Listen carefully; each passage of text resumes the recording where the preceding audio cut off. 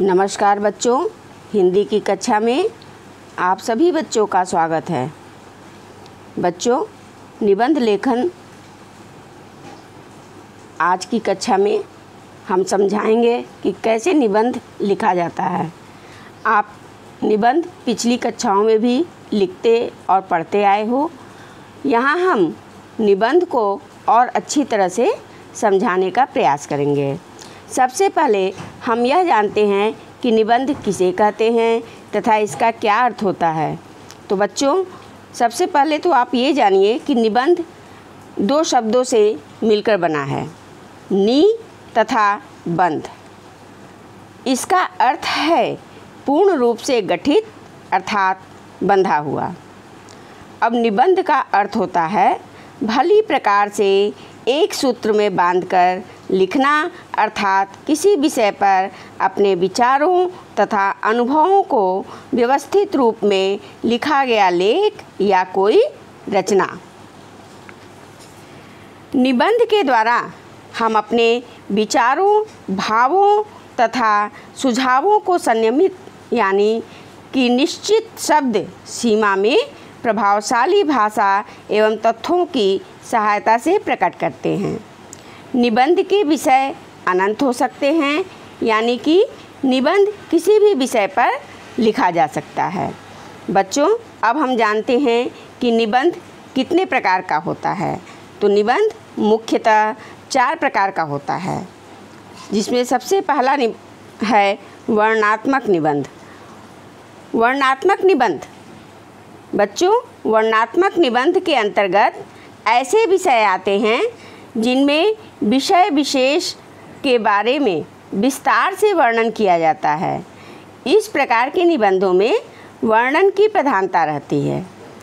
इनमें स्थानों, वस्तुओं, ऋतुओं आदि का वर्णन होता है, जैसे किसी मेले का, त्योहार का और ऋतुओं का।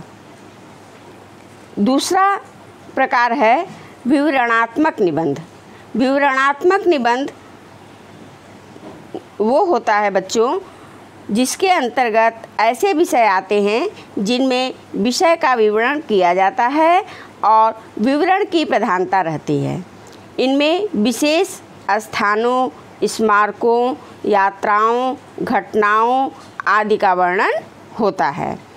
फिर तीसरा इसका प्रकार है बच्चों विचारात्मक निबंध। विचारात्मक निबंध वो होता है जिसमें विचारों की प्रधानता रहती है।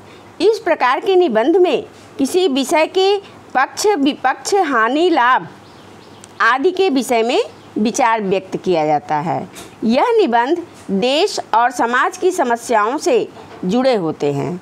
इसके अंतर्गत आने वाले विषय हो सकते हैं विद्यार्थी और अनुशासन, बेरोजगारी की समस्या, दहेज प्रथा, शिक्षा प्रणाली के गुण दोष, राष्ट्र प्रेम, खेलकूद का महत्व आदि।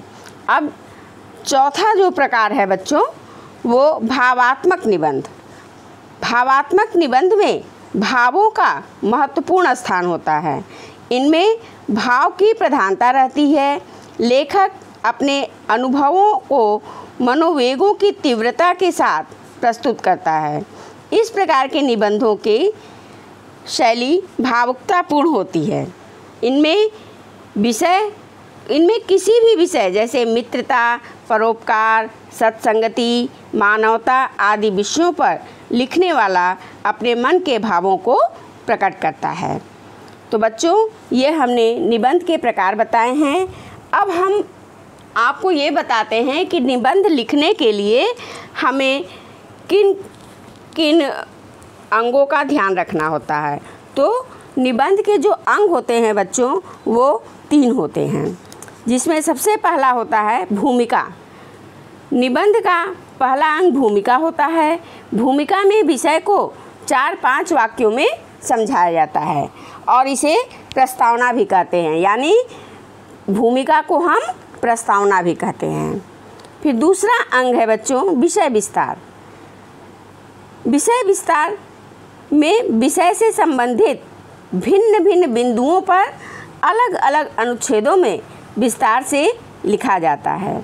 और निबंध के जो तीसरे अंग होते हैं उपसंहार।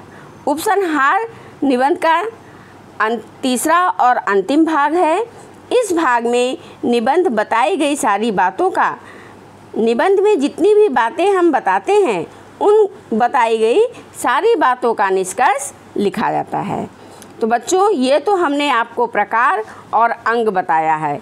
इसके बाद जब हम निबंध लिखते हैं तो उसमें कुछ ध्यान देने योग्य बातें होती हैं जिसको कि हम भली भांति समझ कर लिखते हैं।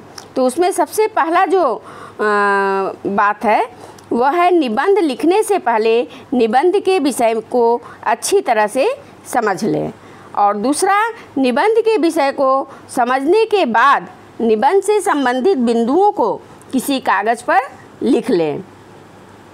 तीसरा, इसके बाद निबंध की भूमिका बनाएं, यानी आप निबंध के विषय को जब समझ लेंगे और समझने के बाद जो भी आपके विषय के बारे में दिमाग में आया है उसे आप किसी कागज़ पर लिख लेंगे, तब उसके बाद निबंध की भूमिका बनाएंगे और प्रत्येक बिंदु को अलग अलग एक अनुच्छेद में लिखेंगे।